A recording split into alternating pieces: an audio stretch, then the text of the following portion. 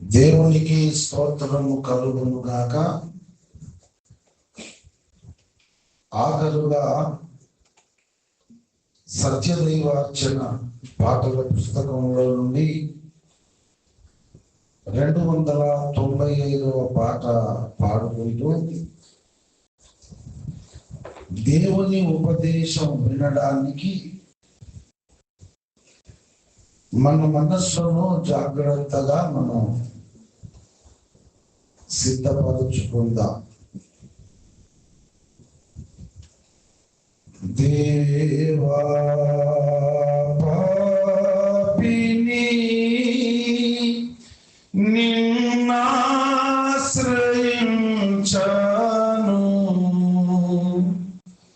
నీ ప్రేమ చూపించి నన్నాదుకోవయ్యా.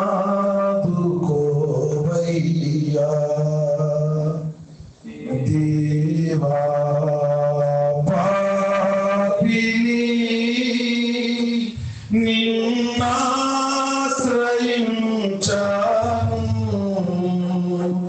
నీ ప్రేమ చూపించి నన్నాదుకోవయ్యా. దేవా పాపిని అపరాధినై అంధుడనై అపవాదితో అనుచరునై, అపరాధినై అంధుడనై అపవాదితో అనుచరునై సంచరించితి చీకటిలో, వంచన చేసితి ఎందరినో, వంచన చేసితి ఎందరినో. దేవా పాపిని నిన్నాశ్రయించాను, నీ ప్రేమ చూపించి నన్నాదుకోవయ్యా. దేవా పాపిని కలువరిలో సిలువుందా కలవరముందే జగమంతా, కలువరిలో సిలువుందా కలవరముందే జగమంతా. పాపినైన నా కొరకు మరణమునే భరించితివి, మరణమునే జయించితివి. దేవా పాపిని నిన్నాశ్రయించాను, నీ ప్రేమ చూపించి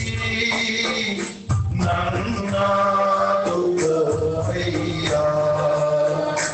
దేవా పాపిని నిన్నాశ్రయించాను, నీ ప్రేమ చూపించి నన్నాదుకోవయ్యా. దేవా పాపిని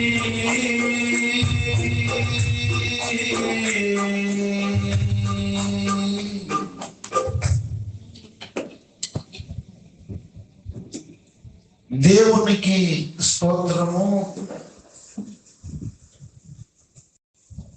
సర్వలోక రక్షకుడు విశ్వ జగద్రక్షకుడైన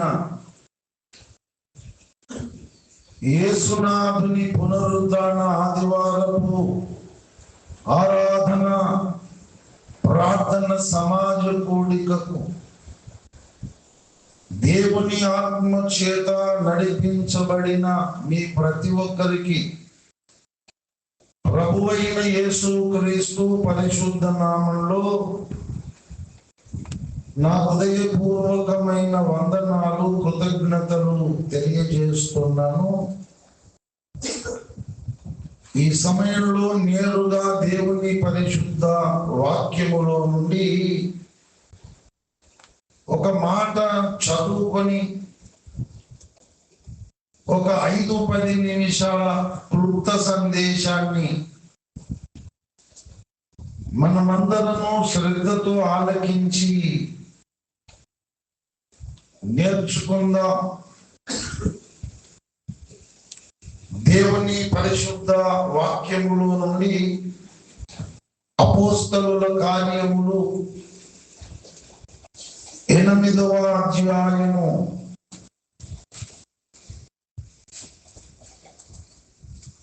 అపోస్తలుల కార్యములు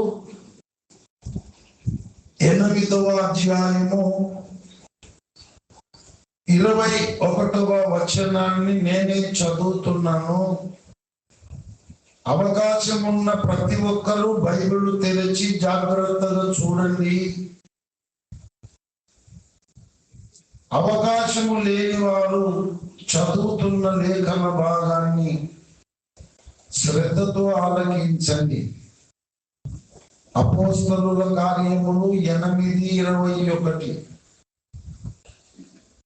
నీ హృదయము దేవుని ఎదుట సరి అయినది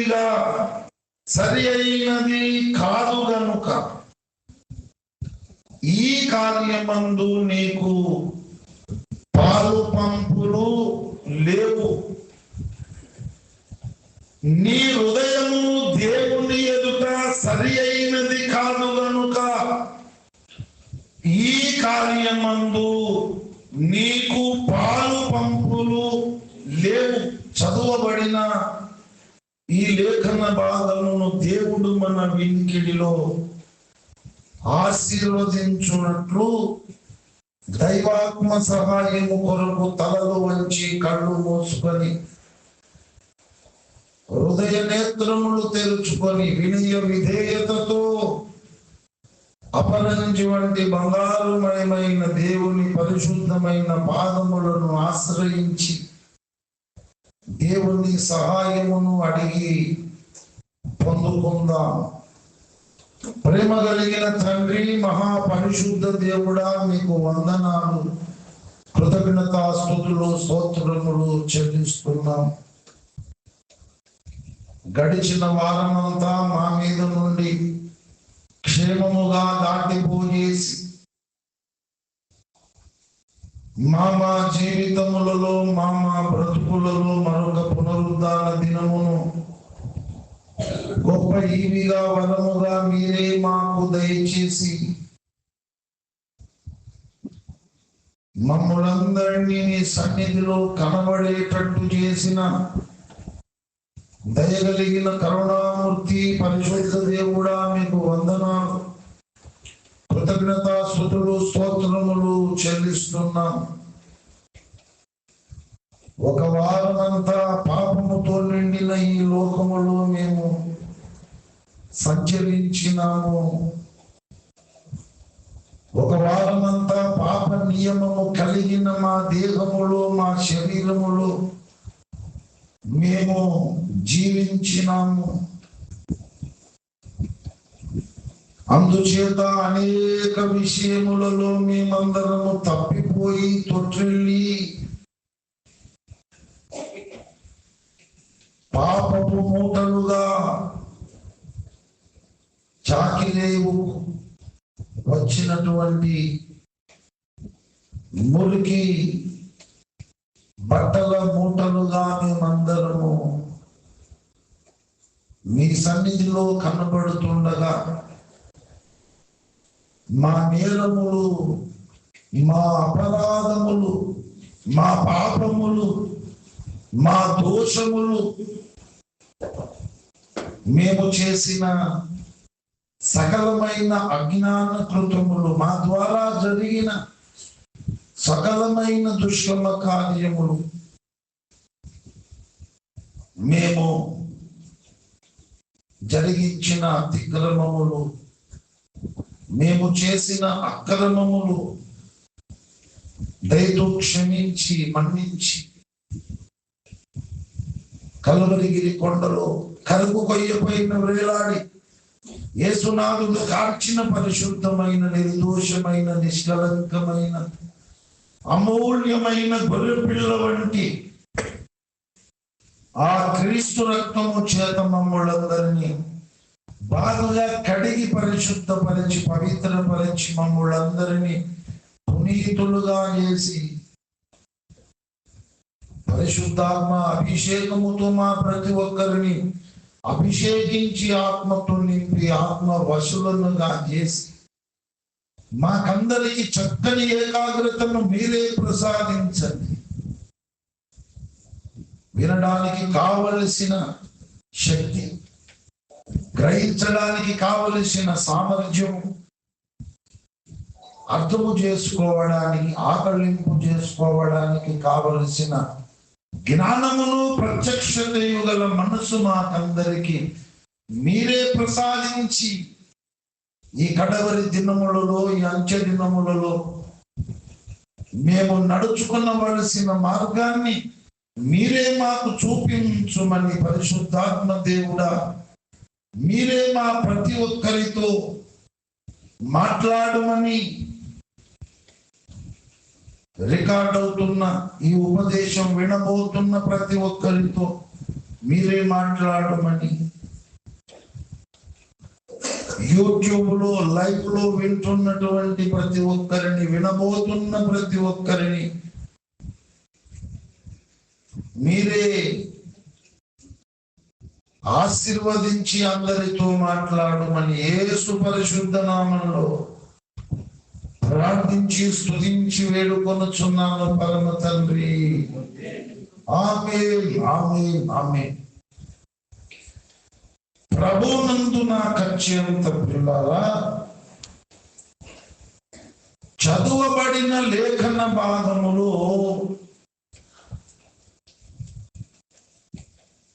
మీ హృదయము దేవుని ఎదుట సరి అయినది కాదు అనే మాట మనకు కనబడుతుంది.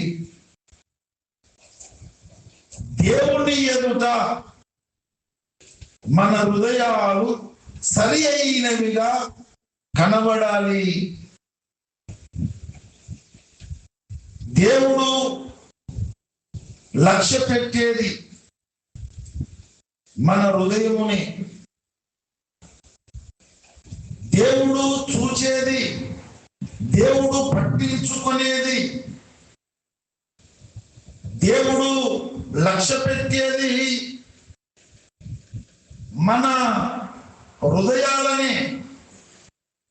మన పై రూపము కాదు, మన ఎత్తు పొడుగు కాదు, మనకున్న అందచందాలు కాదు, మనకున్నటువంటి పదవులను ఆయన చూడడు, మనకున్నటువంటి అందచందాలను, రూపురేఖలను, ఎత్తు పొడుగును, మనము కట్టుకున్న లక్షల రూపాయల విలువ కలిగిన వస్త్రములను, మనము ధరించుకున్న లక్షల రూపాయల బంగారు నగలను ఆయన పట్టించుకోడు, చూడడు, వాటిని ఆయన లక్ష్య పెట్టడు. మొదటి సమూయేలు గ్రంథము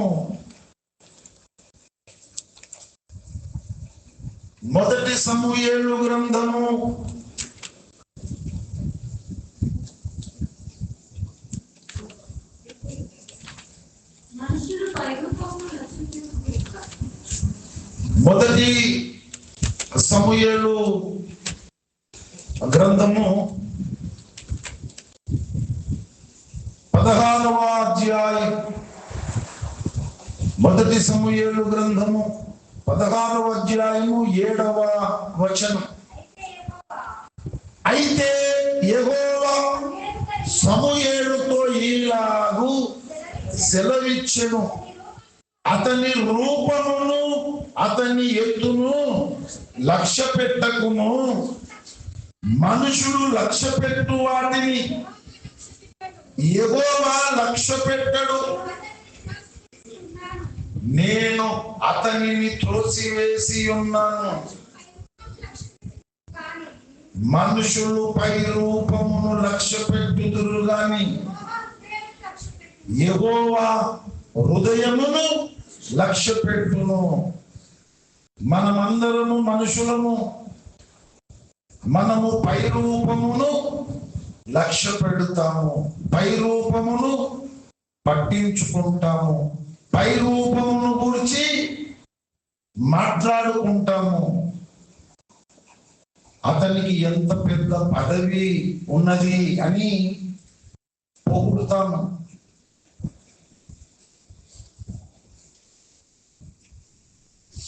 అతడు ఎంత పెద్ద ధనవంతుడు అని మనము మాట్లాడి వారిని గూర్చి మనం పొగుడుతాము. అతడు ఎత్తు పొడుగు బాగున్నాడు, ఆమె ఎత్తు పొడుగు బాగుంది, వాళ్ళ రూపురేఖలు బాగున్నాయని మాట్లాడుకుంటాం. వాళ్ళు తొడుక్కున్నటువంటి సూట్స్ ఎలా కనబడుతున్నాయి, చాలా బాగున్నాయి. వాళ్ళు కట్టుకున్నటువంటి చీరలు ఎన్ని లక్షలు, చాలా బాగున్నాయని మనుషులం కదా, మనం వాటిని గురించి మాట్లాడుకుంటాము. అవసరమైతే దగ్గరికి వెళ్ళి ఈ బంగారు ఆభరణాలు ఎక్కడ చేయించావు, డిజైన్ బాగుంది, ఎన్ని తులాలు అని చాలా బాగున్నాయి అని వాటిని గురించి మాట్లాడుతాం. మనుషులు ధరించుకున్న వస్త్రములను గురించి మాట్లాడతాం, వాళ్ళ అందచందాలను గురించి మాట్లాడతాం, వాళ్ళు వేసుకున్న బంగారు నగలను గురించి మాట్లాడతాం, వాళ్ళ ఎత్తు పొడుగును గురించి మాట్లాడతాం, వాళ్ళ కలరును గురించి మాట్లాడతాం. ఎవరైనా కొంచెం నల్లగా ఉంటే పర్వాలేదు, నల్లగా ఉన్నా ముఖంలో కళ ఉన్నదని కూడా మాట్లాడతాం. కొంతమంది అంత తెల్లగా ఉంటే కూడా అంత తెల్లగా ఉంటే ముఖంలో కళ లేదని కూడా మాట్లాడతాం. ఆమె మంచి కలర్ ఉన్నది, ఆయన మంచి కలర్ ఉన్నాడు అని మాట్లాడతాం. ఇవన్నీ కూడా మనుషులము గనక మనుషులను చూసి ఆ పై రూపాన్ని చూసి మనం మాట్లాడుతాం, వాటిని లక్ష్య పెడతాం. మనం మనుషులు లక్ష్య పెట్టు వాటిని, మనుషులు లక్ష్య పెట్టు వాటిని యెహోవా దేవుడు లక్ష్య పెట్టడు. మనుషులు పట్టించుకునే వాటిని యెహోవా దేవుడు పట్టించుకోడు. మనుషులు ఏ విషయాలను శ్లాఘించి పొగుడుతారో అటువంటి విషయాలను ఆయన దేకనే దేకడు, అసలే పట్టించుకోడు. మనుషులు ఏవేవైతే లక్ష్య పెడతారో, మనుషులు ఏవేవైతే పట్టించుకుంటారో వాటిని యెహోవా దేవుడు పట్టించుకోడు. యెహోవా దేవుడు పట్టించుకునేది హృదయమును పట్టించుకుంటాడు, హృదయమును లక్ష్య పెడతాడు. అందుకే దేవుడు హృదయము కావాలని ఆయన కోరుకుంటున్నాడు. ప్రేమతో మనలను ఆయన నోరు తెరచి అడుగుతున్నాడు. మనమే మాట్లాడతాం కదా అప్పుడప్పుడు, ఆమె నోరు తెరిచి అడిగింది, ఇయ్యక తప్పుతుందా? మరి అందరూ నోరు మూసుకొని అడుగుతారా? ఆయన మా ఇంటికి వచ్చాడు, పాపం నోరు తెరిచి అడిగిండు కనుక నేను ఆయనకు అడిగింది ఇచ్చేశాను అని మాట్లాడతారు. నాకు అప్పటి నుంచే డౌట్, చిన్నప్పటి నుంచి. నోరు తెరిచి అడిగితే ఇచ్చిరట, మరి నోరు తెరవక అడుగుతారా? ఎవరైనా నోరు తెరిచే కదా అడిగేది. దాని అర్థం ఏంటో తెలుసా? అసలు అడగడానికి అవకాశం లేదు, అడగడానికి అసలు యోగ్యత లేదు, అర్హత లేదు. అటువంటి స్థితిలో ఎవరైనా దీన మనస్కులై అసలు అడగడానికే నాకు నోరు రావడం లేదు, కానీ నీవు తప్ప ఇంకా నాకు దిక్కు ఎవరు లేరు, నువ్వు తప్ప నాకు వేరే ఆప్షన్ లేదు, అందుకే నోరు తెరిచి నిన్ను అడుగుతున్నాను, నాకు ఈ సహాయము నువ్వు చెయ్యాలి అని మాట్లాడినప్పుడు ఆ సహాయం చేసిన మనుషులు మాట్లాడతారు, ఆమె నోరు తెరిచి అడిగింది నా ఇంటికి వచ్చి, ఆయన నోరు తెరిచి అడిగాడు నా ఇంటికి వచ్చి, కనుక నేను ఇక సహాయం చెయ్యను అని అనలేకపోయాను. ఆ సహాయం పొందిన వాళ్ళు కూడా చెప్పుకుంటారు సందర్భం వచ్చినప్పుడు, నాకు కష్టకాలం వచ్చింది, నేను పలాని వాళ్ళ దగ్గరికి వెళ్ళి నోరు తెరిచి నేను అడిగినప్పుడు వాళ్ళు కాదనలేదు, నాకు సహాయము చేశారని చెప్పుకుంటారు. అలాగే దేవుడు నోరు తెరిచి అడుగుతున్నాడు మనలను. ఆయన మనలను ప్రేమతో నోరు తెరిచి అడుగుతున్నాడు, కావాలని కోరుకుంటున్నాడు. ఏంటది? 23వ అధ్యాయం, సామెతలు 23వ అధ్యాయము 26వ వచనం. నా కుమారుడా, నీ హృదయమును నాకిమ్ము. ఎంత ప్రేమతో దేవుడు మనలను సంబోధిస్తున్నాడో చూడండి. నా కుమారుడా, నా కుమార్తె, నీ హృదయమును నాకిమ్ము. దేవుడు అడుగుతున్నాడు. ఏమని అడుగుతున్నాడు? నా కుమారుడా, నా కుమార్తె, నీ హృదయము నాకిమ్ము. దేవుడు లక్ష్య పెట్టేది, దేవుడు చూచేది హృదయమును. దేవుడు కోరుకునేది, దేవుడు కావాలని మనలను అడిగేది ఏంటి చెప్పండి? హృదయము. హృదయము. ప్రభువునందు ప్రియులారా, దేవుని ఎదుట హృదయము ఎలా కనబడాలి? సరి అయినదిగా కనబడాలి. హృదయము సరి అయినదిగా కనబడడానికి అదేమైనా మంచి జ్ఞానయుక్తమైనదేమి కాదు. బైబిలే హృదయమును గూర్చి స్పష్టంగా కనపరిచింది, ప్రత్యక్షపరిచింది. ఇర్మియా ప్రవచన గ్రంథము 17వ అధ్యాయము 9వ వచనము మీరు చూడండి. హృదయము అన్నిటికంటే మోసకరమైనది, అతి ఘోరమైన వ్యాధి గలది, దాన్ని గ్రహింపగలవాడు ఎవడు? ప్రశ్న గుర్తుందా? ఎవడంటే ఎవడు లేడని అర్థం. హృదయము అన్నిటికంటే మోసకరమైనది, అది ఘోరమైన వ్యాధి గలది, దాన్ని గ్రహింపగలవాడు ఎవడు? దానికి జవాబు ఏమని రాసుకోవాలి మనం? ఎవడు లేడనే రాసుకోవలసి వస్తుంది. ఆదికాండము 6వ అధ్యాయం 5వ వచనము చదవండి. నరుల చెడుతనము భూమి మీద గొప్పదనియు, వారి హృదయముల యొక్క తలంపుల ఊహ అంతయు ఎల్లప్పుడూ ఎల్లప్పుడూ కేవలము చెడ్డదనియు యెహోవా చూచి. హృదయాన్ని చూస్తున్నాడు దేవుడు. హృదయంలో ఒక ఊహ అనేది ఉంటది. ఆ ఊహ అనేది ఎల్లప్పుడూ కేవలం చెడ్డది.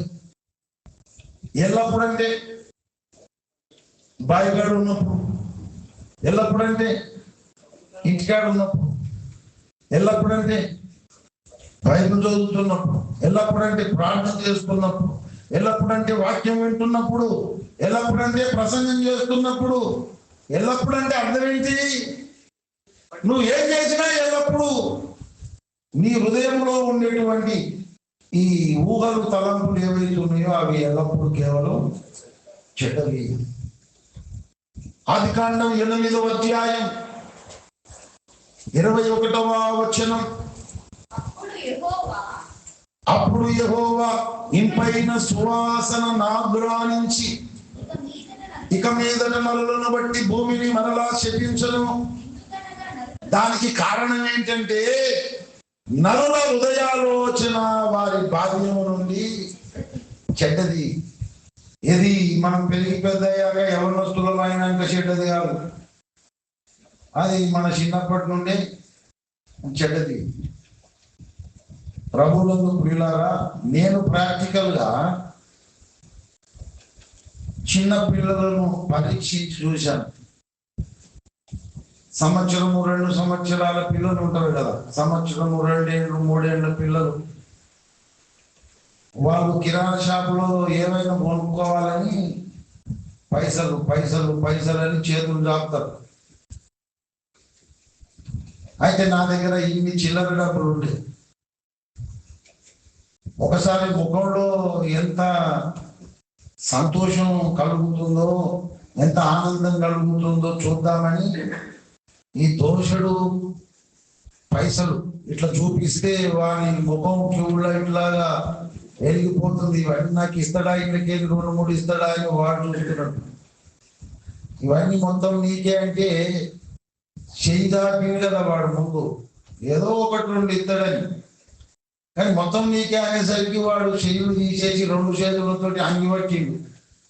ఇట్లా ఈ అంచు లేపి అంగి పడితే అని లేచి అన్న లేపితే గట్టిగా పట్టుకున్నాడు.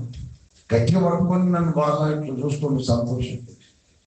నేను గోసలెక్క అడిగిన, నాకు 1 రూపాయి రాదు, 1 పైసేవా నాకు గోసలెక్క నేను చేయదప్తే నేను ఇయ్యాని వాడు అటు తిరిగి గట్టిగా పట్టుకొని. వాడు పిహెచ్డి చదువుకుండా, డిగ్రీ పట్టభద్రుడా, రావు, ఎంసీడీ రావు, 1-2 కూడా రావు. ఎందుకంత గట్టిగా పెట్టుకొని మళ్ళా వాడు ఎందుకు తిరిగాడు? ఇన్ని డబ్బులు, ఇన్ని చిల్లర డబ్బులు అన్ని నాకు ఇచ్చింది ఈయననే కదా. గోసలెక్క చేయి దాచి 1 పైస ఇవని అడుగుతుండు. ఒకటెందుకు సార్, నేను 4-5 ఇస్తాను, 1 పిడికెడు చేతిలో పెట్టాలా వద్దా? కానీ గట్టిగా పట్టుకున్నాడు తిరిగి నేను ఇయ్యాను ఎందుకన్నాడంటే బాలుని హృదయములో మూఢత్వము స్వాభావికముగా పుట్టునని బైబిల్ చెప్పింది. స్వభావ పాపము పుట్టుకతోనే వచ్చేసింది అన్నమాట. దేవుడు సర్వజ్ఞుడు కనుక ఇక నరులను నేను శపించను. ఎందుకంటే వాళ్ళ హృదయాలోచన వారి బాల్యం నుండి చెడ్డదే అని దేవుడు మాట్లాడుతున్నాడు. హృదయము ఘోరమైన రోగము కలిగినటువంటిది. హృదయము మోసకరమైనది. హృదయాలోచన ఎల్లప్పుడూ కేవలం చెడ్డది. హృదయములో మనకు పుట్టే ఊహలు తలంపులు ఎల్లప్పుడూ కేవలము చెడ్డవి. యేసు ప్రభువు కూడా చెప్పాడు, అసలు చెడ్డవన్నీ కూడా హృదయములో నుండి బయలుదేరుతాయి. మనం ఏదో ఆకలి అయినప్పుడు టిఫిన్ చేయొచ్చు, భోజనం చేయొచ్చు, ఏదైనా మనం తినొచ్చు. మనం తినే భోజన పదార్థాలు మనలను అపవిత్రము చేయవు. కానీ మన హృదయము లోపలి నుండి వచ్చేటువంటి చెడ్డవి ఏవైతే ఉన్నాయో అవే మనలను అపవిత్రపరుస్తాయి. అసలు ఏమేమి ఉన్నాయో చెబుతున్నాడు యేసు ప్రభువు. మార్కు సువార్త 7వ అధ్యాయము 20వ వచనము 21వ వచనం. మనుషుని లోపలి నుండి బయలు వెళ్ళున్నది మనుషుణ్ణి అపవిత్రపరచును. లోపలి నుండి అనగా మనుషుల హృదయములో నుండి దురాలోచనలను, జారత్వములను, దొంగతనములను, నరహత్యలను, వ్యభిచారములను, లోభములను, చెడుతనములను, కృత్రిమమును, కామ వికారమును, మత్సరమును, దేవదూషణయు, అహంభావమును, అవివేకమును వచ్చు. చదువుతూనే దమ్మొస్తుంది. గన్ని ఉన్నాయి లోపల. ఈ చెడ్డవన్నీ అన్నాడు. ఇవి చెడ్డవా మంచియా? ఇవన్నీ చెడ్డవా మంచివా? చెడ్డవి. ఎక్కడున్నాయి ఇవి? చెవులు ఉన్నాయా? ముక్కులు ఉన్నాయా? ఎక్కడున్నాయి ఇవి? హృదయములో ఉన్నాయి. హృదయములో ఉన్నాయి. హృదయము యొక్క స్టేటస్. ఇటువంటి హృదయము దేవుని ఎదుట సరి అయినదిగా కనబడాలి. అప్పుడే దేవునితో మనకేముంటాయి? పాలు పంపులు. ఒక రొట్టెను విరిచి అందరం పంచుకుంటున్నామా లేదా? ఒక పాత్రలోని యేసు రక్తాన్ని అందరం పంచుకుంటున్నామా లేదా? అంటే మనం అందరం యేసుక్రీస్తు ప్రభువు వారి శరీరములో, యేసుక్రీస్తు ప్రభువు వారి రక్తములో పాలు పంపులు కలిగి ఉంటున్నాము. ఎప్పుడెప్పుడు? ప్రతి ఆదివారము రోజున రొట్టె విరుచుటకు కూడుకుంటున్నాము. యేసునాథుని శరీరములో, యేసునాథుని రక్తములో మనమందరము పాలు పంచుకుంటున్నాము. యేసు ప్రభువు శరీరాన్ని నిజమైన ఆహారముగా భోజనము చేస్తున్నాము. యేసునాథుని రక్తమును నిజమైన పానముగా త్రాగుతున్నాము. యేసుక్రీస్తు ప్రభువులో మనకేమున్నాయి? పాలు పంపులు ఉన్నాయి. అటువంటి పాలు పంపులు మనము కలిగి ఉండాలంటే మన హృదయము దేవుని ఎదుట సరి అయినదిగా ఉండాలి. సరి అయినదిగా ఉండాలి.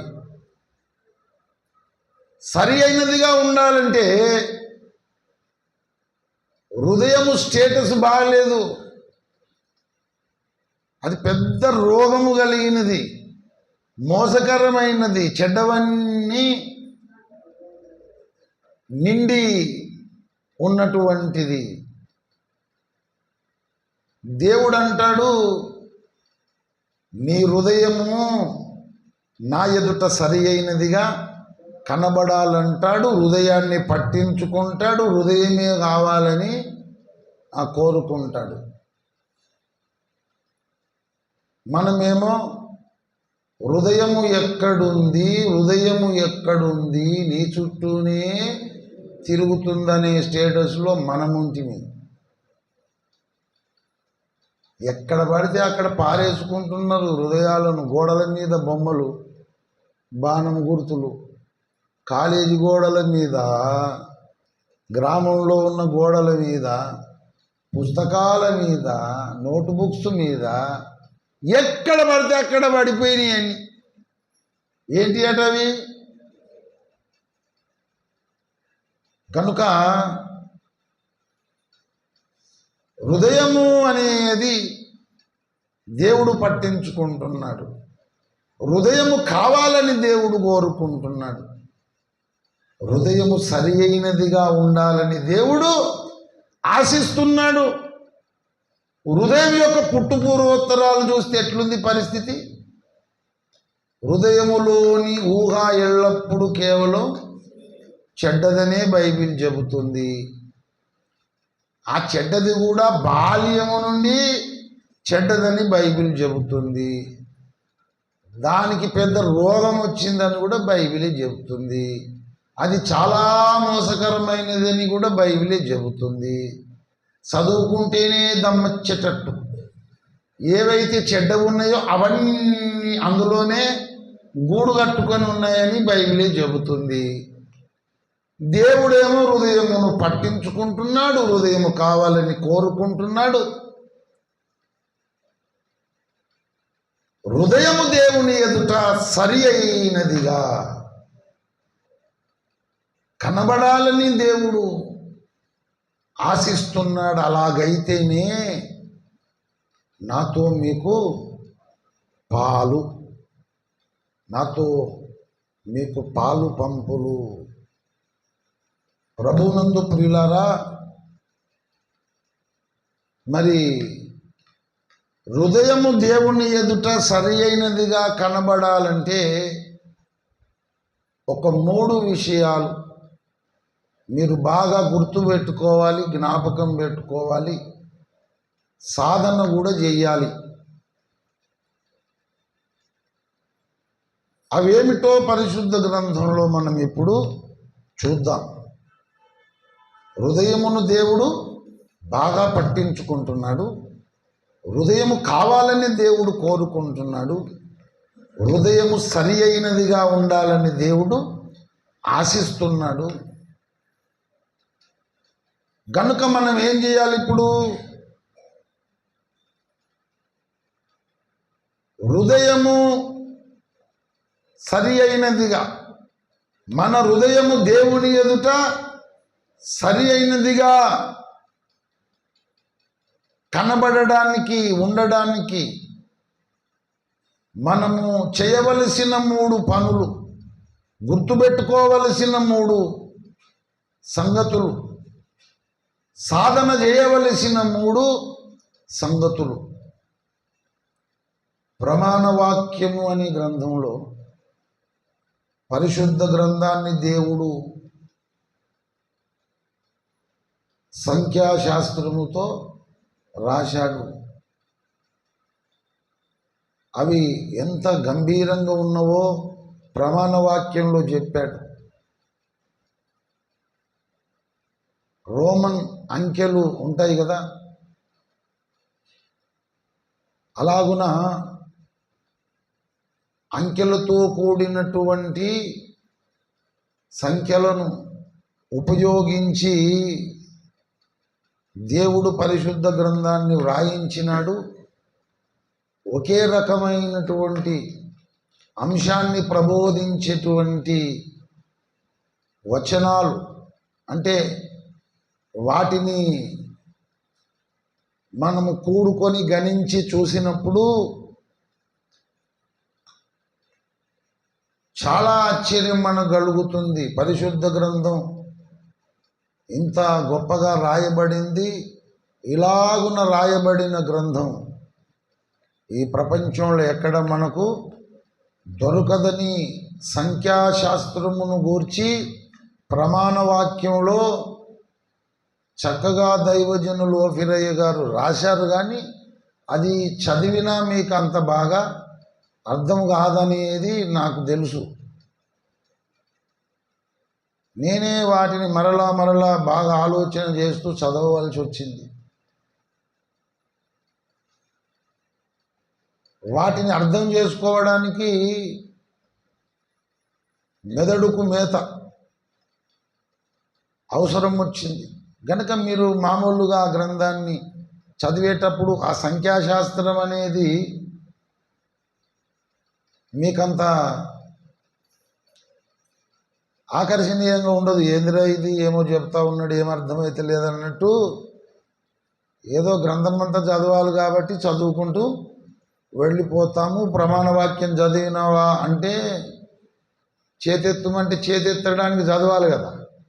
అడిగే వాళ్ళు ఏమడుగుతారు? ప్రమాణ వాక్యం 100% నీకు అర్థమైందా? అర్థమైన వాళ్ళు చేతెత్తమని చెప్పరు కదా. ప్రమాణ వాక్యం గ్రంథం చదివిన వాళ్ళు చేతెత్తమంటే చదివినాం కదా, మనం ఎత్తుతాం. కనుక పరిశుద్ధ గ్రంథంలో హృదయమును గూర్చి, హృదయములో మనము చేయవలసినటువంటి పనులను గూర్చి బైబిల్ గ్రంథంలో పరిశుద్ధాత్మ దేవుడు వ్రాయించినాడు.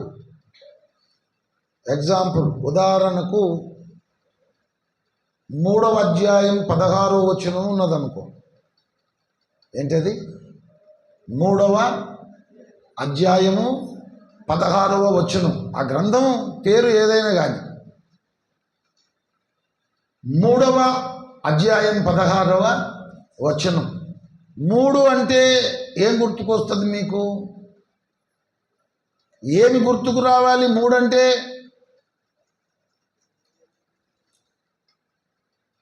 ఒకటి రెండు అయితే తప్పకుండా గుర్తుకొస్తాయి. ఎందుకంటే స్కూల్లో మనం అందరం చదువుకునే వాళ్ళమే కదా.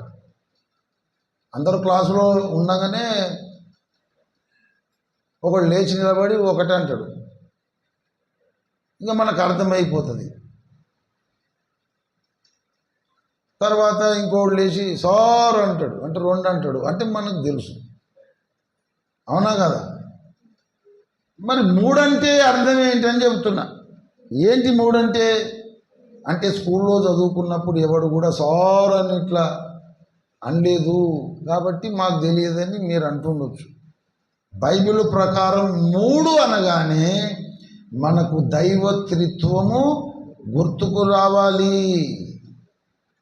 దైవత్రిత్వములో 3 భాగాలు: తండ్రి, కుమార, పరిశుద్ధాత్మ, త్రియేక దేవుడు. 3 అనే నంబరు దైవత్రిత్వమును గూర్చి మనకు బయలుపరుస్తుంది, తెలియపరుస్తుంది. తర్వాత 16 అంటే ఏం చేయాలి? ఇప్పుడు మనం ఈ 1ని 6ను కూడుకోవాలి, అట్లా గణించాలి. 9 వరకే మనకు లెక్క. డబుల్ డిజిట్ వచ్చిందంటే ఏం చేయాలి మనం? డబుల్ డిజిట్ వచ్చిందంటే కూడాలి. ఇప్పుడు 1, 6 కలిపితే ఎంత అవుతుంది? ఎంత అవుతుంది? 1 + 6 7 అనగానే మనకేం గుర్తు రావాలి? దేవునిలోని పరిపూర్ణత, దేవునిలోని సంపూర్ణత. దేవుడు 7 ఆత్మలు కలిగినవాడు. దేవుడు 7 కన్నులు కలిగినవాడు. దేవుడు 7 దీపముల మధ్య సంచరించువాడు. బైబిల్ మనకు చూపిస్తుంది 7 అనే సంఖ్యకు పరిపూర్ణత అని అర్థం, సంపూర్ణత అని అర్థం. 7 అనే సంఖ్యకు పరిపూర్ణుడైన దేవుడు, సంపూర్ణుడైన దేవుడు అని అర్థం. 7 నక్షత్రములు తన చేత పట్టుకున్నవాడు, 7 దీపముల మధ్య సంచరించువాడు. 7 ముద్రలు ఉన్నాయి కదా, 7 బూరలు ఉన్నాయి. ప్రకటన గ్రంథంలో ఈ 7, 7, 7 అనే సంఖ్య బాగా మనకు కనబడుతుంది. 7 నక్షత్రములను కుడి చేత పట్టుకొని 7 నక్షత్రములను కుడి చేత పట్టుకొని 7 దీపముల మధ్య సంచరించువాడా.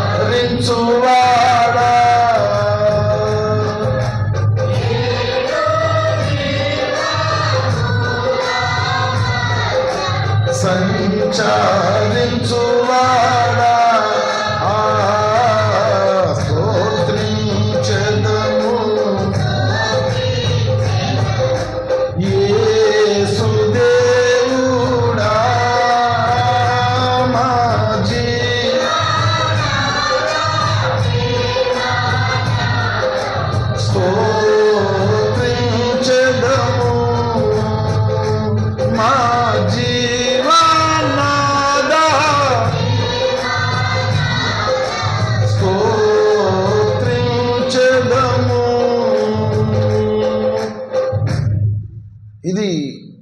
7 నక్షత్రములు తన కుడి చేత పట్టుకొని 7 దీపంబుల మధ్య సంచరించు దేవుడని మనకు ప్రకటన గ్రంథంలో ప్రత్యక్షమవుతున్నాడు. ఇంకొక చరణం కూడా ఉంటుంది ఈ పాటలో. తెలుసా ఆ చరణం ఏంటో? అది కూడా 7 నక్షత్రములు కుడి చేత పట్టుకొని. మొదటి చరణం ఏంది చెప్పండి ఈ పాటలో?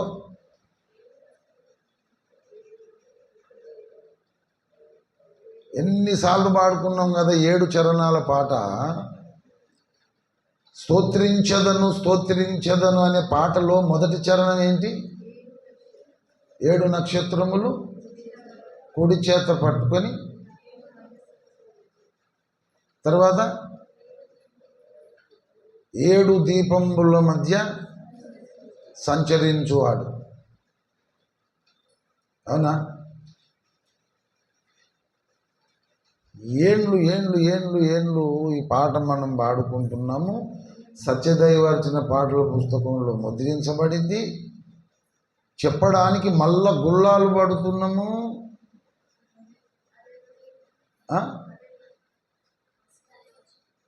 ఫస్ట్ చరణం అదేనా? మరి 4వ చరణం?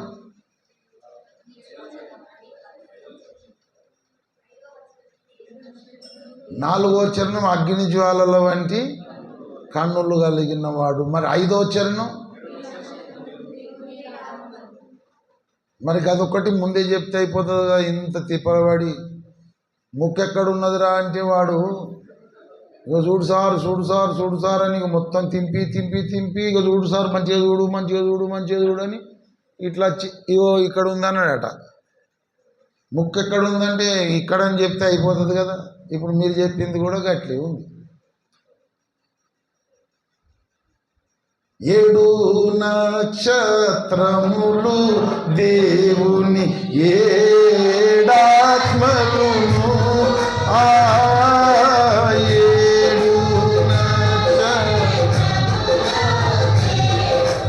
7 ఆత్మలును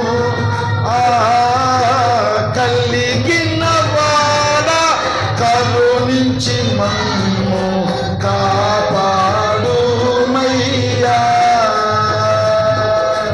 కలిగిన వాడ కరుణించి మమ్ము కాపాడు మయ్యా.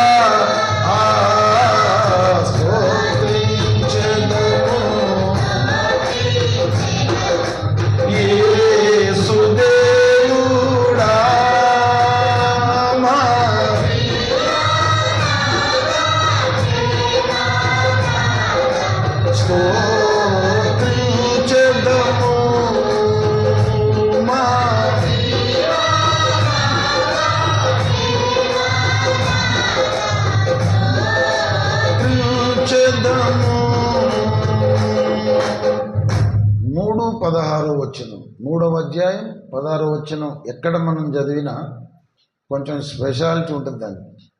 ఎందుకు? 3 నెంబరు దైవ త్రిత్వాన్ని సూచిస్తుంది. ఆ 1+6 7 అనేది దేవుని పరిపూర్ణత, దేవుని సంపూర్ణత మనకు సూచిస్తుంది. కనుక మరి బస్సులలో కూడా కొన్ని ఆర్డినరీ బస్సులు ఉంటాయి, స్పెషల్ బస్సులు ఉంటాయి. ట్రైన్స్ కూడా ఆర్డినరీ ట్రైన్స్ ఉంటాయి, స్పెషల్ ట్రైన్స్ కూడా ఉంటాయి. బిర్యానీ తినేటప్పుడు హోటల్కి వెళ్తే కూడా మామూలు బిర్యానీ ఉంటుంది, స్పెషల్ బిర్యానీ ఉంటుంది. హోటల్కి వెళ్ళి మనం ఛాయ్ తాగేటప్పుడు కూడా ఛాయ్ ఇవ్వమంటే సార్ స్పెషలా మామూలుదా అని అడుగుతాడు. స్పెషల్కు 20 రూపాయలు, మామూలు దానికి 10 రూపాయలు. బ్లూసీ హోటల్ సికింద్రాబాద్లో ఉంది కదా, 10 రూపాయల ఛాయ్ ఉంది, 20 రూపాయల ఛాయ్ కూడా ఉంది. ఇప్పుడు దాన్ని పెంచినట్టున్నారు ఇంకా. కనుక ఇక్కడ 3:16 అనేది మన మదిలో ఎప్పటికీ ఎలా ఉండాలి? స్పెషల్ కేటగిరీ లాగా ఉండాలి. మొట్టమొదట కొలస్సీ పత్రిక 3:16 మీరు చూడండి. కొలస్సీ పత్రిక 3:16 సంగీతములతోను కీర్తనలతోను ఆత్మ సంబంధమైన పద్యములతోను ఒకరికొకడు బోధించుచు బుద్ధి చెప్పుచు ఒకరికొకడు బోధించుచు బుద్ధి చెప్పుచు కృపా సహితముగా మీ హృదయములలో దేవునిని గూర్చి గానము చేయుచు సమస్త విధముల జ్ఞానముతో క్రీస్తు వాక్యము మీలో సమృద్ధిగా నివసింప నియుడి. ఈ కొలస్సీ 3:16లో హృదయం అనేది మనకు కనబడుతుందా లేదా? ఉందా? హృదయము అనే మాట ఉందా? కొలస్సీ 3:16లో ఆటోలు ఎప్పుడు మనం కళ్ళతోటే చూడనట్టు, ఆటోలు మనం ఎప్పుడు ఎక్కనట్టు, ఇక ఆటోడు ఆరను కొడితే ఆ ఆరనే ఇది కొత్తగా ఈసారే వింటున్నాం అన్నట్టు మైకులో ఇంత గట్టిగా నేను మాట్లాడుతూ ఉంటే ఆ ఆరను వింటున్నారు వెనుకకు తిరిగి. నిజంగా చెప్పండి, ఆటోలు మనం చూడలేదా? ఆటో ఆరని ఎట్లా కొడతారో మనం చూడలేదా? గనక వాళ్ళు 10 రూపాయలు దొరకాలని చర్చిలో చాలామంది ఉన్నారు. ఇట్లా నేను కటకట ఆరని కొడితే వాళ్ళన్నా వస్తారేమో అని వాళ్ళ ఆశ. పోతారా మీరు? ఆ ఆటోల్లోకి తెలియదు, ఎక్కడ చూసినా మంది కనబడతలేరు. పెద్ద డోర్ కదా మనది, ఇట్లా చూసే వరకల్లా మొత్తం మందిరం నిండా మందే కనబడుతున్నారు అని చెప్పి చర్చి ముంగట బాగా కొడుతున్నాడు ఆరను.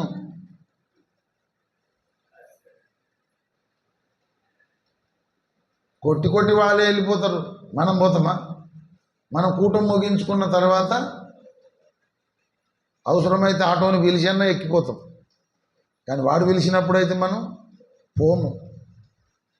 గనక వాళ్ళకి చెప్పాలి, మనం ఆరను కొట్టిద్దండుగా, అట్లా కొట్టకపోతే ఇంకా 6 నెలలు వస్తుంది ఆరన్ మిషన్, అట్లా కొడితే 3 నెలలకి పాడైపోతుంది ఎందుకు అని చెప్పి వాళ్ళకి చెప్తే ఇక వాళ్ళకు కూడా అర్థమైపోతుంది.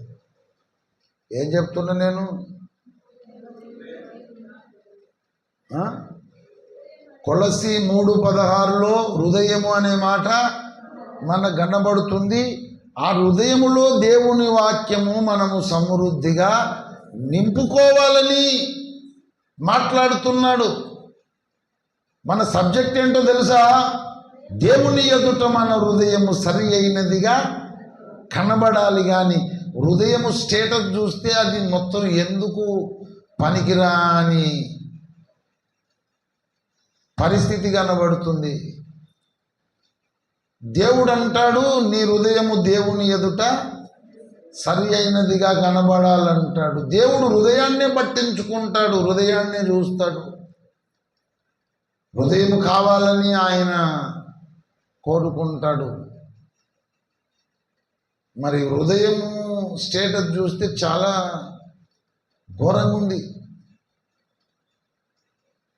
అటువంటప్పుడు మనం ఏం చేయాలంటే, మన హృదయములో దేవుని వాక్యము సమృద్ధిగా నింపుకోవాలి. ఎలా నిండుతుంది? పరిశుద్ధ గ్రంథాన్ని బాగా చదువుకొనడము ద్వారా, వాక్యాన్ని ధ్యానించడము ద్వారా, వాక్యాన్ని పరిశోధించడము ద్వారా, ప్రసంగాలు మనం ఆసక్తితో వినడము ద్వారా దేవుని వాక్యము మన హృదయములో సమృద్ధిగా నింపబడుతుంది. ఏం చేయాలి చెప్పండి? ప్రతిరోజు బైబిల్ చదవాలి, ప్రతిరోజు ప్రసంగాలు వినాలి.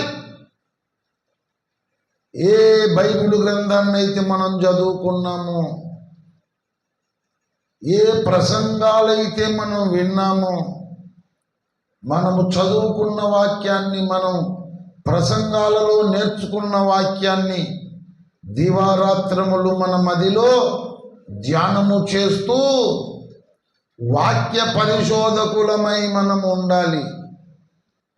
అప్పుడు మన హృదయములో దేవుని వాక్యము అరకొరగా కాదు, సగం సగం కాదు, సమృద్ధిగా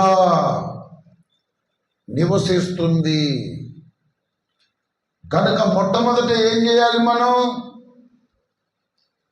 మన హృదయములలో దేవుని వాక్యాన్ని సమృద్ధిగా నింపుకోవాలి.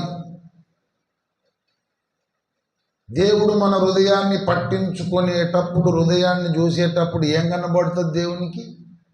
మన హృదయంలో నింపబడిన వాక్యము కనబడుతుంది. అప్పుడు మన హృదయము దేవుని ఎదుట సరి అయినదిగా కనబడుతుంది. రెండవది ఎఫెసీ పత్రిక 3:16, మరలా 3:16. ఎఫెసీ పత్రిక 3:16, క్రీస్తు మీ హృదయములలో విశ్వాసము ద్వారా నివసించున్నట్లు. ఇక్కడ కూడా హృదయము అనే మాట మనకు కనబడుతుంది. ఇది కూడా 3:16. ఇక్కడ కూడా 3:16. ఇందులో ఏం కనబడుతుంది? హృదయము కనబడుతుంది. ఏం చేయాలంటే మన విశ్వాసము చేత క్రీస్తును మన హృదయములో నివసింప చేసుకోవాలి. దేని ద్వారా? విశ్వాసము ద్వారా. మీ హృదయములలో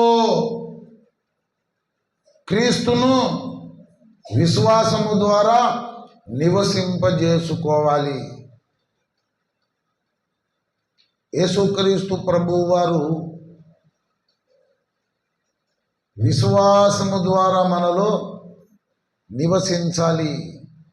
నివసించడానికి మనకేం కావాలి? విశ్వాసము కావాలి. నమ్ముట నీ వలననైతే నమ్మువానికి సమస్తము సాధ్యము. ఎటువంటి విశ్వాసం మనకు ఉండాలి? నాలో యేసు ప్రభువు నివసిస్తున్నాడు, యేసు ప్రభువు నాలో నివాసం ఉన్నాడు,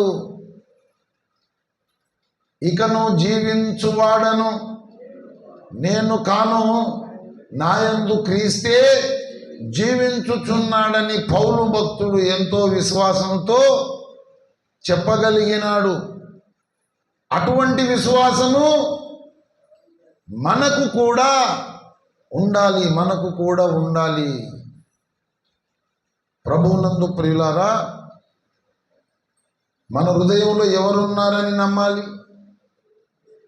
మన హృదయంలో ఎవరు నివసించుచున్నారని నమ్మాలి? మనము నమ్ముకున్నటువంటి యేసుక్రీస్తు ప్రభువు మన హృదయాలలో ఉన్నాడు, మన హృదయాలలో నివసించుచున్నాడని మనము నమ్మాలి, మనము విశ్వసించాలి. ఇది రెండవది. ఇకపోతే మూడవ సంగతి, మూడవ విషయం, మొదటి పేతురు పత్రిక 3:16, అంటే 15-16 వచనాలు కలిసి ఉన్నాయి. మొదటి పేతురు 3:15-16 వచనాలు కలిసి ఉన్నాయా లేవా? 15 నంబర్ ఉన్నది, ఒక అడ్డగీత పెట్టి 16 అన్నారు. మరి ఎట్లా డివైడ్ చేయాలి మనం దాన్ని? మొదటి సగభాగం ఏమో 15వ వచనం, కింది సగభాగం 16వ వచనం. మనకు హృదయం అనే మాట 15వ వచనంలో కనబడుతుందా, 16వ వచనంలో కనబడుతుందా? 16. అంటే మొదటి పేతురు 3:16లో క్రీస్తును మీ హృదయముల యందు ప్రభువుగా ప్రతిష్ఠించుడి. మీ హృదయములలో క్రీస్తును ప్రభువుగా ప్రతిష్ఠించుడి. ఇక్కడ కూడా మళ్ళా హృదయం కనబడుతుందా లేదా? ఉందా లేదా? ఆ మాట ఏమనుంది?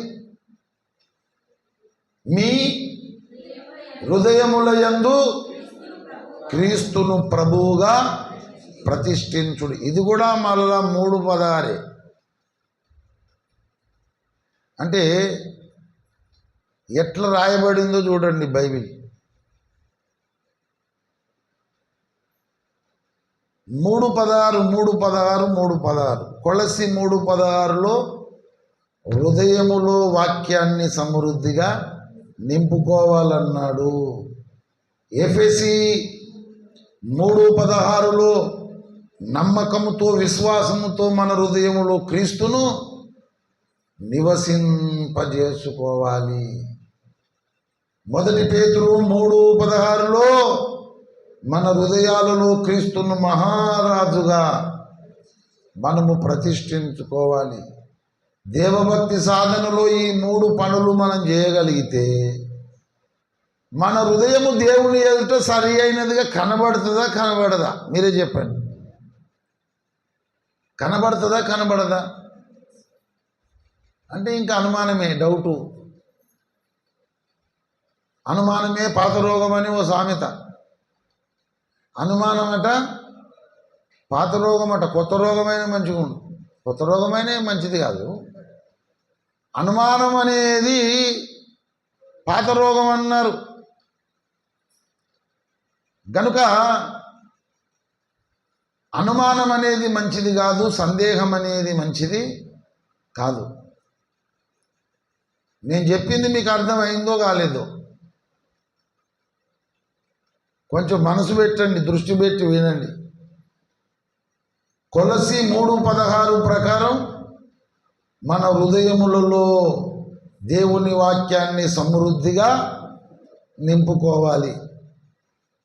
ఎఫెసీ 3:16 ప్రకారం అచంచలమైన నమ్మకంతో విశ్వాసముతో 33.5 సంవత్సరాలు ఈ భూమి మీద జీవనము చేసిన సుచరిత్ర కలిగినటువంటి చారిత్రాత్మక పురుషుడు యేసుక్రీస్తు ప్రభువును మన హృదయములలో విశ్వాసముతో నమ్మకముతో నాలో ఉన్నాడాయన, నివసించుచున్నాడని మనము చెప్పుకోవాలి. 1 పేతురు 3:16 ప్రకారం మన హృదయముల యందు క్రీస్తును మహారాజుగా మనము ప్రతిష్ఠించుకోవాలి. ఏ క్రీస్తు? దావీదు పట్టణమందు రక్షకుడుగా పుట్టిన క్రీస్తును.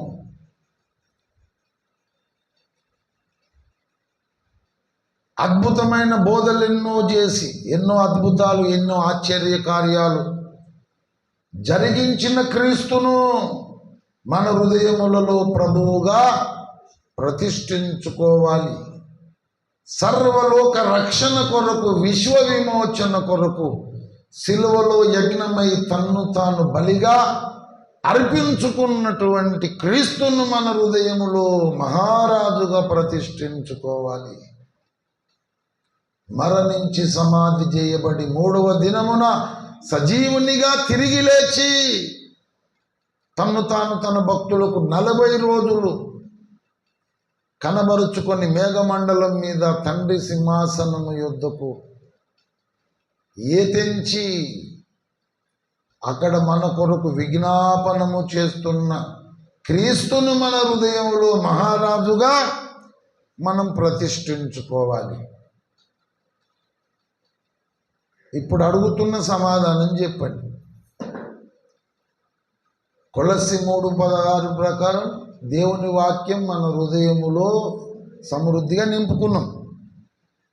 ఎఫెసీ 3:16 ప్రకారం విశ్వాసంతో నమ్మకంతో భూమి మీద 33.5 సంవత్సరాలు సంచరించిన యేసు ప్రభువును మనం మన హృదయంలో నివసించుచున్నాడని మనం గట్టిగా నమ్ముతున్నాం, విశ్వసిస్తున్నాం.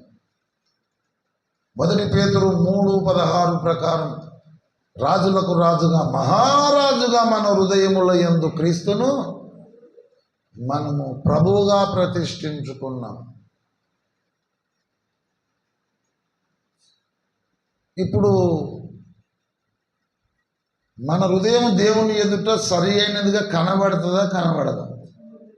100% తప్పకుండా మన హృదయం దేవుని ఎదుట సరి అయినదిగా కనబడుతుంది. ఇది మనము చేయవలసిన నిరంతర దేవభక్తి సాధన. మన హృదయముల యందు దేవుని వాక్యం సమృద్ధిగా ఉండాలి. మన హృదయముల యందు క్రీస్తు ఉన్నాడనే విశ్వాసం, నమ్మకం మనకు ఉండాలి. మన హృదయముల యందు క్రీస్తే మహారాజుగా సింహాసనమెక్కి మనలను ఏలాలి, పరిపాలించాలి. ఇటువంటి హృదయాలను దేవుడు చూసినప్పుడు ఆ హృదయము దేవునికి సరి అయినదిగా కనబడుతుంది. అప్పుడు ఆయనతో మనకు పాలు పంపులు ఉంటాయి. కనుక దేవుడు మనలను కడిగితే మనకు పాలు పంపులు ఉంటాయి. దేవుడు మనల్ని కడిగి మనలను పవిత్రపరిస్తే మనకు పాలు పంపులు ఉంటాయి. మన హృదయము దేవుని ఎదుట సరి అయినదిగా కనబడితే కూడా మనకు పాలు పంపులు ఉంటాయి. మరి యేసుక్రీస్తు ప్రభువు వారు శిష్యుల పాదాలను కడగడానికి పూనుకున్నాడు. ఒక్కొక్కరి పాదాలు ఆయన కడుక్కుంటూ వస్తున్నాడు. మరి పళ్ళెములో నీళ్లు పెట్టుకొని నడుముకు టవాళ్ళు కట్టుకొని శిష్యుల పాదాలు కడగడానికి ఆయన పూనుకున్నాడు. శిష్యుల పాదాలు కడగడానికి ఆయన పూనుకొని ఒక్కొక్కరి పాదాలు ఆయన కడుక్కుంటూ ఆయన వచ్చాడు. పేతురు దగ్గరకు వచ్చి పేతురు పాదాలను కూడా కడగాలని ఆయన చూసినప్పుడు పేతురు అన్నాడు, నీవు నా పాదములు కడగడానికి వీలు లేదన్నాడు. ప్రభువా, బోధకుడా, నీవు నా పాదములు కడగడము ఏమిటి అసలు ఆ పని నువ్వు చేయొద్దు. యోహాను సువార్త 13వ అధ్యాయం. లెంకుతున్నారు కానీ దొరుకుతలేదు నీకు. బైబిల్ బాగా చదివినప్పుడు ఒక ఇమేజ్ వస్తుంది, అది ఏ బందుకున్నదో తెలుస్తుంది. అధ్యాయము అది లేదు, ఫలాని బందుకున్నది అనేది తెలుస్తుంది అన్నమాట. యోహాను సువార్త 13వ అధ్యాయము 8. పేతురు నీ వెన్నడును, అంటే పేతురు మాట్లాడుతున్నాడు యేసు ప్రభువుతో. యేసు ప్రభువా, నీ వెన్నడును నా పాదములు కడగరాదని ఆయనతో అనేను. అందుకు యేసు, నేను నిన్ను కడగని ఎడల నాతో నీకు పాలు లేదనెను. మనం చదువుకున్న మూలవాక్యంలో మన హృదయము దేవుని ఎదుట సరి అయినదిగా కనబడకపోతే మనకు ఆయనతో పాలు లేదు. ఆ యేసు ప్రభువే మనలను కడిగి పవిత్రపరచకపోతే ఆయనతో మనకు పాలు లేదు. మన హృదయం దేవుని ఎదుట సరి అయినదిగా కనబడాలంటే ఎటువంటి సాధన చేయాలి? మనం హృదయం నిండా వాక్యాన్ని నింపుకోవాలి. హృదయంలో యేసయ్య ఉన్నాడని నమ్మి విశ్వసించాలి. హృదయంలో మహారాజుగా క్రీస్తునే ప్రతిష్ఠించుకోవాలి. అప్పుడు మన హృదయం దేవుని ఎదుట సరి అయినదిగా కనబడుతుంది, మనకు దేవునితో పాలుంటుంది. తర్వాత యేసు ప్రభువే మనల్ని కడగాలి. కడగకపోతే మనకు ఆయనతో పాలు ఉండదు. మరి కడగాలంటే ఏం చేయాలి? ఏం చేయదు సార్, ప్రసంగం ముగించు, స్వపరీక్ష చేసుకుందాం, ఆరాధన చేసుకొని యేసయ్య శరీరం భోజనం చేసి యేసయ్య రక్తం త్రాగి ముగించుకొని వెళ్ళిపోదాం. ఆ పని చేద్దాం. ఎట్లా అని చేస్తాం? అంతకుముందు ఇంకో పని చేయాలి. ఇప్పుడు మీరు చెప్పారా లేదా? మన హృదయం దేవుని ఎదుట సరి అయినదిగా ఉండాలంటే కొలసి 3:16, ఎఫెసీ 3:16, 1 పేతురు 3:16, అవునా? మరి యేసుప్రభువే మనల్ని కడిగితే మనకు పాలు ఉంటుంది అన్నాడు కదా. యేసుప్రభువే మనల్ని కడగాలంటే మనం ఏం చేయాలి? యేసుప్రభువే మనలను కడిగి మనలను పవిత్రులుగా చెయ్యాలంటే మనం ఏం చేయాలి? ఏం చేయాలంటే 8 చేయొద్దు, 10 చేయొద్దు, 9 ఒకటే చేయాలి. ఎందుకంటే 3 మూల 9, 3 మూల 9 కనుక 3 అంటే మరలా దైవత్రిత్వము, అంతేనా కాదా? ఏం చేయొద్దని నేను 8 మనం చేయొద్దు, 10 కూడా మనం చేయొద్దు. 10 తలలు కలిగినోడు అపవాది. ఆ క్రూర మృగానికి ఎన్ని తలకాయలట? 10. గనక 10 మనకొద్దు, 8 కూడా మనకొద్దు. మనకు కావాల్సింది ఏంటి? 9. ఆ 9లో మనం ఉంటే ఖచ్చితంగా గడుగుతాడు ఆయన, మనల్ని పవిత్రపరుస్తాడు. అప్పుడు ఆయనతోటి మనకు పాలు ఉంటుంది. ఏంటి ఆ 9? యోహాను రాసిన మొదటి పత్రిక 1వ అధ్యాయము 9వ వచనం. మన పాపములను మనము ఒప్పుకొనిన ఎడల ఆయన నమ్మదగిన వాడును నీతిమంతుడును గనుక ఆయన మన పాపములను క్షమించి సమస్త దుర్నీతి నుండి మనలను పవిత్రులనుగా చేయును. యేసు ప్రభువు మనల్ని కడగాలంటే మనం చేయవలసింది ఏంటంటే మన పాపములు మనం ఒప్పుకోవాలి. ఈ ఒకటే పని మనం చేయాలి. ఒక్క పని చేసినందుకు ఆయన ఎన్ని పనులు చేస్తున్నాడు? మన పాపములను మనం ఒప్పుకోవాలి, ఒకటే పని కదా. ఆ తరువాత దేవుడు మన పాపములను క్షమిస్తున్నాడు, సమస్త దుర్నీతి నుండి మనలను పవిత్రులుగా చేస్తున్నాడు. అంత నమ్మదగిన దేవుడు ఆయన, ఎంతైనా నమ్మదగిన దేవుడు. కనుక యేసు ప్రభువే మనల్ని కడగాలంటే, మనం పవిత్రపరచబడాలంటే మన తప్పులు పొరపాట్లు మన పాపములు మనం ఒప్పుకోవాలి. ఒప్పుకోవడం నా చేత కావడం లేదు సార్ అనేటోళ్ళు ఉన్నారా? ఎవరైనా ఉన్నారా? ఒప్పుకుందామంటే నా చేతుల్లో ఏం లేదు కదా. ఓ నరాత్య లేదా, ఓ దొంగతనం లేదా, ఓ అబద్ధ సాక్ష్యం లేదా, ఏం ఒప్పుకోవాలి? ఏమున్నదని ఒప్పుకోవాలి? పాపం అంటే ఏంటి? ఆజ్ఞ అతిక్రమమే పాపము. పాపము చేయు ప్రతివాడు ఆజ్ఞను అతిక్రమించును, ఆజ్ఞ అతిక్రమమే పాపము. ఆజ్ఞలు ఎక్కడున్నాయి? పరిశుద్ధ గ్రంథంలో ఉన్నాయి.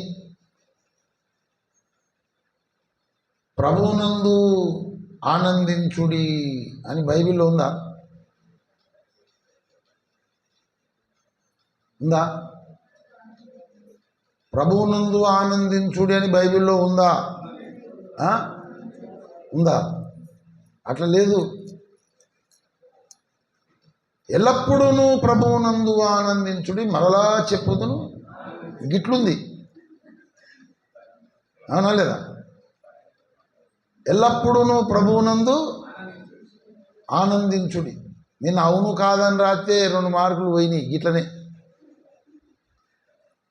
అదే నువ్వు అది చెప్పలేదు కదా అంటే మరి చెప్పకుండా దాన్ని కలుపుకోవాలని 2 మార్కులు కట్ చేసిర్రు. అందుకే ప్రభువునందు ఆనందించుడి అని ఉందంటే ఉందన్నారు మీరు. మరి అట్లెందుకు ఉందని ఆలోచన ఎందుకు రాలే కదా? ఎల్లప్పుడూ ప్రభువునందు ఆనందించుడి, మరలా చెప్పుదును ఎల్లప్పుడూ ఆనందించుడి. ఇప్పుడు వారమంతా బ్రతికి వచ్చినాం కదా గుడికి. వారమంతా మనం లోకంలో బ్రతికి గుడికి వచ్చాం. ఈ వారం రోజులు ఎల్లప్పుడూ ఒక్క సెకండ్ కూడా తప్పిపోకుండా మనం ఆనందంగా ఉన్నామా? ఉన్నామా లేదా? వాళ్ళని ఉన్నారా? వాళ్ళని లేదు కదా. ఇప్పుడు పాపం చేసినట్ట కదా. దేవుని ఆజ్ఞ ఏంటి? ఎల్లప్పుడూ ప్రభువునందు ఆనందించుడి. కానీ కొన్నిసార్లు ఆనందిస్తుంది, ఏదో జబర్దస్త్ జోకులు పెట్టుకొని అందులో చూసి అని మనము ఆనందించడం. కానీ అది ప్రభువునందు ఆనందించమంటే మనమేమో జబర్దస్తునందు ఆనందిస్తుంది. అది కూడా పాపమే కదా. కనుక ఏం ఒప్పుకోవాలంటే లక్షలు ఉన్నాయి, ఇట్లా బోలెడు ఉన్నాయి. అవునా? మేలైనది చేయనెరిగి అలాగూ చేయని వానికి పాపం కలుగునన్నాడు. ఒక గంట సేపు ప్రార్థన చేసుకుంటే మనకు మంచిదా కదా? మంచిదని మనకు తెలుసా లేదా? ఈ వారమంతా అట్లా చేసినాం, రోజుకో గంట అయిపోయి మన పని మొత్తం ఫెయిలే. గుండు సున్నా లోతుకు గడ్డపారతోటి గట్టిగా దొవితే ఏం దొరకదు. అయిపోయింది మన పని. దేవా పాపినైనా నన్ను కరుణించమంటాం, ఆకాశం తట్టు కన్నులెత్తడం కూడా మనకు ధైర్యం చాలదు. అట్లా లేకపోతే ఇక మనంత మోనార్కులు ఇంకోరు లేరు. వారంలో నేను ఎవరిని కత్తి పట్టుకొని పొడిసే చంపలేదు. ఎవరింటికి వెళ్ళి నేను బీరువ వలగొట్టి బంగారు నగలు ఎత్తుకొచ్చుకోలేదు. ₹1,00,000 లంచం తీసుకొని కోర్టులో అబద్ధ సాక్ష్యం నేను చెప్పలేదు. అయిపోయింది నా పని అనుకుంటే తలకాయ ఇట్లుంటుంది. కానీ గడపారతో లోపలికి బాగా తవ్వుకున్న కొలది ఈ పాపాల రాశి ఏమవుతుంది? పెరుగుతుంది. ఇప్పుడు నేను చెప్పినటువంటి బోలెడు ఉన్నాయి, అవునా కాదా? బైబిల్లో దేవుడు చేయమని చెప్పినవి ఉన్నవి, వద్దని చెప్పినవి ఉన్నవి. చేయమన్నది ఏమో చేయకపోతే, వద్దని ఏమో చేస్తాం. అవి ఎన్నెన్ని చేస్తామంటే అవి బోలెడన్ని ఉన్నాయి. ఏదో 1-2 విషయాలు తప్పిపోయినామా మనం? అనేక విషయములలో మనమందరము తప్పిపోవచ్చున్నాము, తొట్టిల్లుచున్నాము. స్వపరీక్ష అంటే అంతరంగము దాకా పోవాలి. గడపరతోటి తవ్వుకుంటా లాస్ట్కు ఆ అంతరంగం దగ్గర దాకా పోవాలి. అప్పుడు అసలు విషయాలు బయటకు వస్తాయి. మానవుని లోపల లాస్ట్ పొజిషన్లో ఉన్నదేంటి? అంతరంగమే. అక్కడ దాకా పోవాలన్నమాట నీ తవ్వకం. ఏదో మీద ఈడాడ ఇట్లా తవ్వుతే ఏం కనబడదు, అంత మంచిగా ఉన్నట్టే అనిపిస్తుంది. గవ్వా చేయ రాని చెడ్డ కర్మేంద్రియాధీనుడానై రవ్వా పాలై నేనెంతో పొందిని త్రౌచున్న కొలది పెరుగు తరుగదు నా పాప రాశి ఈ విధమున చెడిపోయితినే నేని సేతు త్రాయిమా క్రీస్తునాథ దయచూడగలే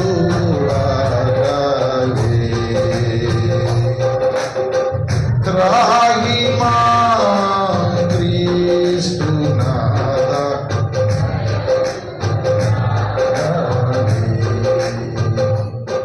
ఇప్పుడు ఏం చేయాలి? అనేక విషయాలు తప్పిపోయినాము, తొట్టిల్లినాము. వారమంతలో బతికితే గుండు 0 మార్కులు వచ్చినాయి. ఏం చేయాలి ఇప్పుడు? ఎంత గింజుకున్నా ఏం చేసినా 1-2 రాకపోయినా ఆయన గుండు 0 వచ్చింది అని ఏం చేయాలి? దేవుని దగ్గర మనం ఒప్పుకోవాలి. ఆయన క్షమించుటకు సిద్ధమైన మనస్సు గలవాడు కనుక ఏం చేస్తాడు?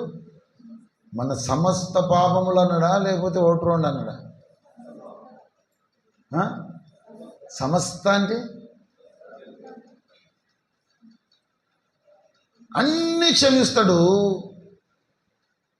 సమస్త దుర్నీతి నుండి మనల్ని ఏం చేస్తాడు? కడిగి పవిత్రపరుస్తాడు. యేసు ప్రభు మనల్ని కడిగాడు అనుకో తన రక్తంతో. మనకు ఆయనతో ఏముంటుంది? పాలు. మన హృదయం దేవుని ఎదుట సరి అయినదిగా కనబడుతుంది అనుకో, ఆయనతో మనకేముంటుంది? పాలు ఉంటుంది. ఈ రెండే గుర్తుపెట్టుకోండి. హృదయం సరిగ్గా కనబడాలంటే హృదయంలో వాక్యము ఉండాలి, యేసయ్య ఉన్నాడనే నమ్మకం విశ్వాసం ఉండాలి. ఆ యేసు ప్రభువే మహారాజుగా సింహాసనం ఎక్కి పరిపాలించాలి. అప్పుడు చక్కగా కనబడుతుంది హృదయం. అప్పుడు మనకు ఆయనతో పాలు. అలాగే ఎప్పటికప్పుడు అనేక విషయాల్లో తప్పిపోతున్న మనం దేవుని ఎదుట ఏ ఏ విషయాలు తప్పిపోయామో వాటిని ఒప్పుకొని విడిచిపెట్టినప్పుడు దేవుని కనికరం మన మీదకి వచ్చి దేవుడే మనల్ని కడిగి పవిత్రపరుస్తాడు. అప్పుడు ఆయనతో మనకు ఆ పాలు.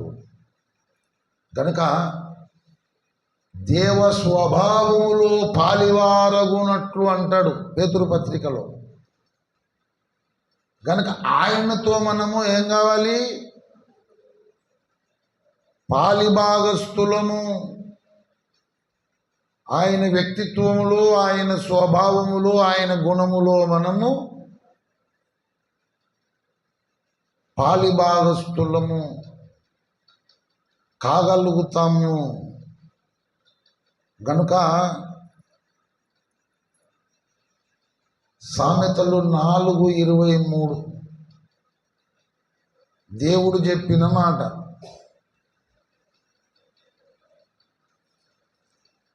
నీ హృదయములో నుండి జీవధారలు బయలుదేరును కాబట్టి అన్నిటికంటే నీ హృదయమును భద్రముగా కాపాడుకొను అని చెబుతున్నాడు.